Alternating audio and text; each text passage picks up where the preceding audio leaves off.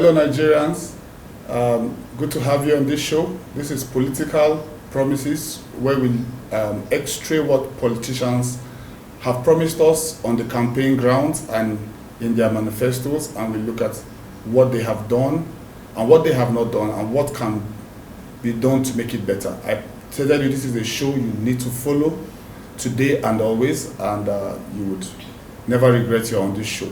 With me is one of the most experienced politicians, a woman, a change activist, well-traveled across the world. She's no other person but Chief Ambassador Zainab Mohammed. You're welcome, ma. Thank you. Thank you.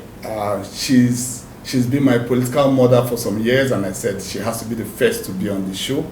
And she has a vast experience. She has worked with most of the campaign teams, and she's friends and has known them for a couple of years. So she has a good experience enough to x-ray this matter closely. So in your opinion, what do you think is wrong with our political systems that people have this belief that politicians just promise us things and they never deliver? This is an opinion that people have.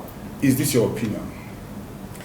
Thank you, Toba, for having me as your first guest on this program. I'm truly honored. Thank you. I have a different view, and you know we always have a different view when it comes to political issues. We agree to disagree. We always do that. With regard to your question asking why, two things. When you go into politics to spend a lot of money, and the masses or the voters expect you to spend a lot of money, well, when you get into power, it's return on investment. So whether we like it or not, that's how it works. But on the other coin, on the other side of the coin, I have three views to what you've just said. It's when we have godfatherism, which is what is playing out constantly in our society here today, is what do we do? He sits somewhere and calls the shots. And you get into power by your godfatherism, and he chooses who to play the game with you. So it's all back to the same trap. Reporting back to someone, answerable back to someone, not to the people that actually voted you. True. That's another question if you were actually voted anyway, but that's for another day. Then we look at masses who think you have a magic wand because you have brought bags of rice, clothes, things to share, and sometimes some of them are not even known in the society until the advent of political.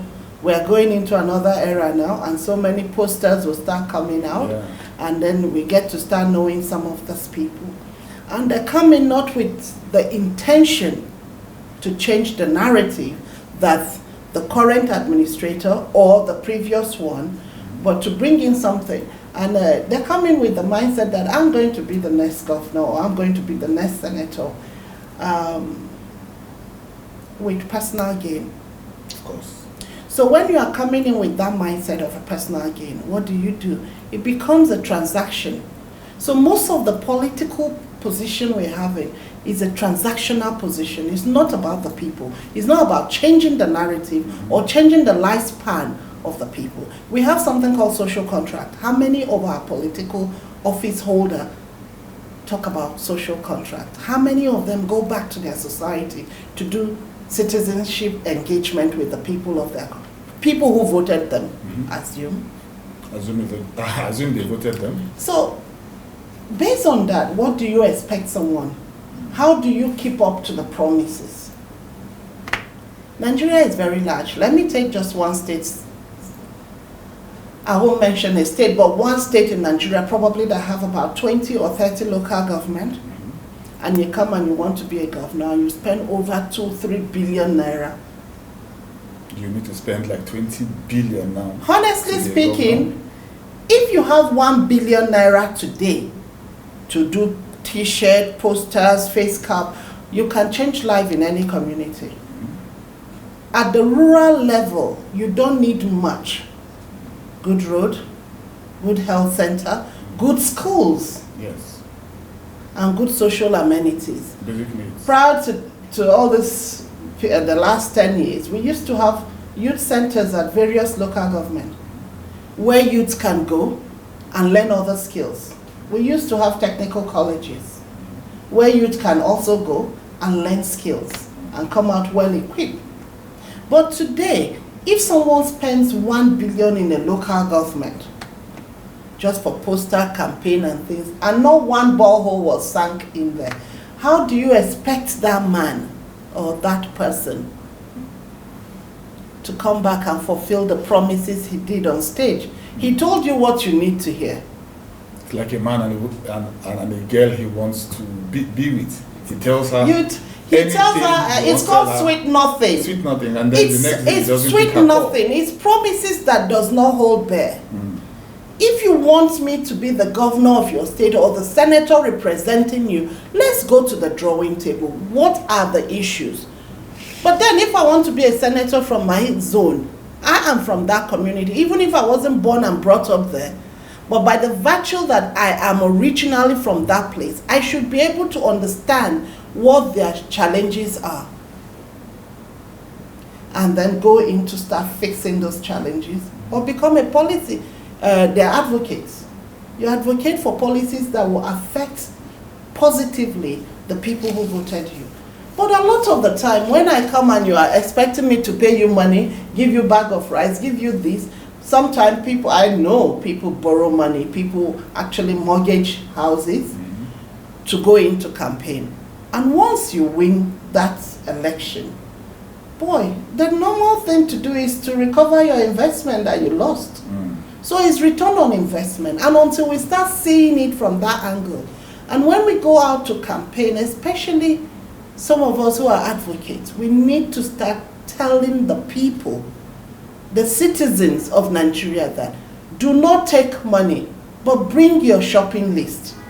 Your health center is back, your marketplace is back. I'm just coming back from Kogi. And it's appalling because I'm about to write an open letter to the president. The roads are just dead trap. The coal mining from Angpa local government is, I don't know, we need to see the impact assessment made public. We need to see what the corporate social responsibility of these companies are going to be doing. So it's not about standing on stage and making promises. How well is that promises? Okay. And how true are you to those promises? Those are the questions we need to ask. So, pausing on that, the first thing that's come to mind is our culture part of our problem, where we cannot query an elder in Africa just by the setting of who we are. In my place, they say an elder cannot be wrong. So that kind of setting, we dobale. I was in a hotel lobby, and while everybody was feeling tush there, a big malam was on a chair, and another guy sat down on the ground in the hotel lobby, and the hotel staff came to him and said, "You can't sit on the ground in our hotel lobby." The man said, "I can't sit on the same seat with my boss, so I have to sit at his foot on the ground." So when you see that, doesn't that seep into the brain and culture and mentality of that person? How can that man who doesn't see himself worthy to sit next to that man be able to tell that man differently on an election day? So I believe our cultures have already set us up to worship our elders and leaders, which is why we can hardly hold them accountable for what they've done. What do you think about that? Culture and leadership. Yes, our culture today has been used to brainwash. But let's finish the case study you used. There is nothing wrong with someone sitting next to a royal father and greeting him or according him the respect. But again, if you finish your conversation, you get up. You might not sit on the same chair. You might go somewhere else to sit. It's not disrespect. Of course.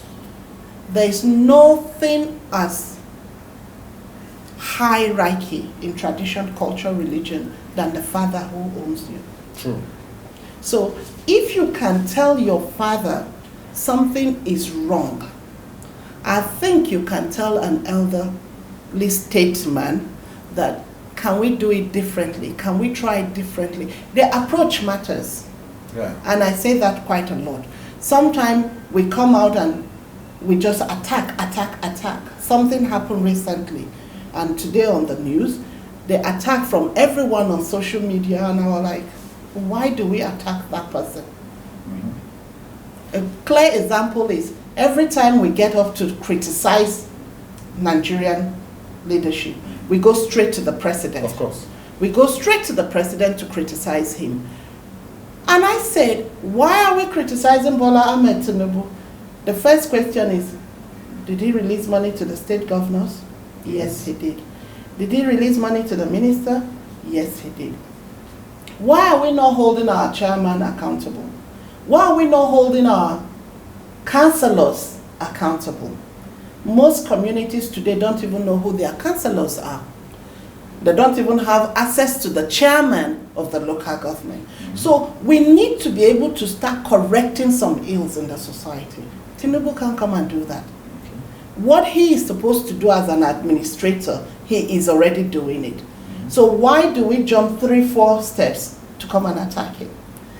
We can attack till tomorrow. He cannot come back and fix it. We must go back and fix it.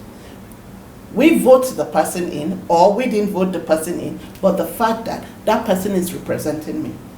And we should start from that level. This is getting very interesting. We'll take a very short break and we'll be back with hotter questions.